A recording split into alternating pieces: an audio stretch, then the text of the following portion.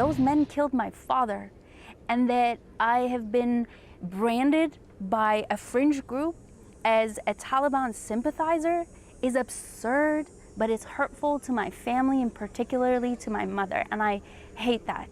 Peterborough-Kawartha Liberal candidate Maryam Monsef furious after being labeled a Taliban sympathizer after this video surfaced. I want to take this opportunity to speak to our brothers, the Taliban. And in that moment, I tried to speak to those men in a way that they would understand, in a way that I thought would help. I was just trying to save lives. Just trying to save lives. Monsef is running in the riding of Peterborough-Kawartha, a riding she won in 2015 and again in 2019.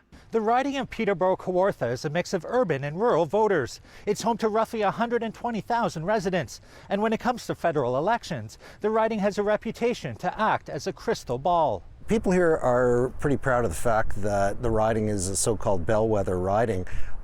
Always votes federally with ends up putting in the governing party into power in this riding, with one exception, the early 1980s. This time around, the four main parties are all represented by women. My vision for my community and for my country is we finish the fight against the pandemic. We bump up our vaccination numbers. We have a job strategy, a good job strategy that is connected to our fight for climate action based on the climate emergency. The Green Party definitely made climate change its main priority because climate change is the overarching theme that has its hands in all the different sectors. Conservative candidate Michelle Ferreri agreed to an interview but cancelled at the last minute.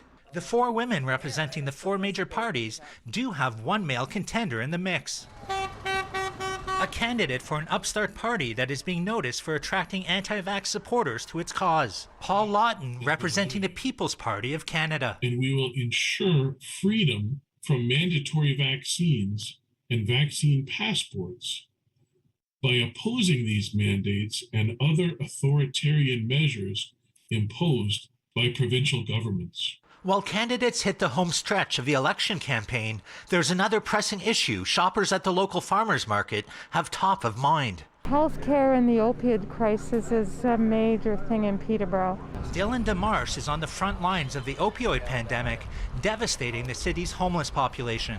Over the last 10 years, we've seen a real increase in the number of people experiencing drug overdoses and drug poisonings.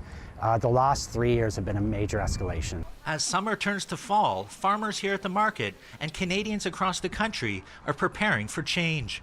A change of seasons and a change of government. In Peterborough, Nigel Newlove, City News.